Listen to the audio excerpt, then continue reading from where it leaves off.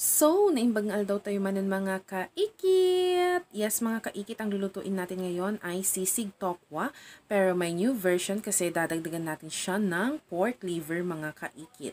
Ang ginawa ko lang dyan ay hinati-hati ko ng maninipis mga kaikit kasi ida-direct natin siya na ipiprito mamaya. And as you can see, strip para mas madali na lang ang paghahati mamaya mga kaikit.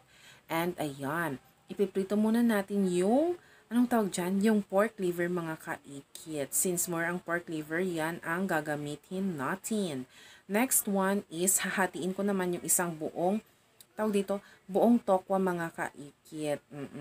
So, yan, pandadagdag din natin siya sa gagawin na sisig. In-square ko lang yan mga kaikit and at the same time ay ipiprito ko na rin siya. So, ayan, hindi ko shortcut ang pag-video niyan kasi sayang naman mga kaikit ang video clip. Kaya sinali ko na rin lahat-lahat at walang shortcutan. Panoorin nyo ito mga kaikit. And ayan, if-flip lang natin siya. Flip bang tawag doon? Or baliktarin na lang. Ayan, nasimsimple mga kaikit hanggang sa mag-brown ang mga tokwa mga kaikit. And nung medyo natapos ko na rin yung paggawa ng pagprito ng pork liver at saka tokwa mga kaikit ay inatupag ko na rin ang paggawa or paghati ng kalamansi mga kaikit at pinares-pares ko yan mga kaikit. So ayan is anong tawag dyan, 1/4 lang na kalamansi ang kakailanganin mga kaikit kasi magdadagdag kami ng sukabasi mamaya, if you know that mga kaikit, sukabasi. Masyadong maasim yun mga kaikit. And ayan, si mother ang taghahati ng sibuyas. Napakaraming sibuyas na naman ang naibigay sa amin ni auntie. Kaya yun, ayan, kalahating sako, buriki. Buriki bang tawag dun mga kaikit, yung red na sack ng onion. O, so yun, na-share ko lang kanya yung mga kaikit. And at the same time, nung naprito na yung liver, ay pinahati-hati ko na rin kay mother.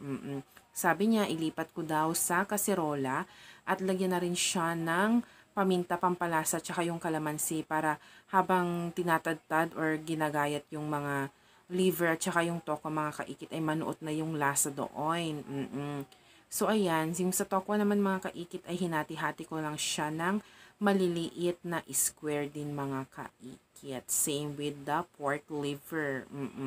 So, ayan, nakikita nyo naman siya mga kaikit ay nilagay ko na rin yung ibang tokwa dyan sa, tawag dyan sa kaserola at tignan nyo, nilagyan ko na siya yung sukabasi na sinasabi ko sa inyo mga kaikit. Depende sa asim na gusto nyo mga kaikit. Kasi iba yung lasa ng sukabasi talaga mga kaikit eh. Ayun. So, ayan.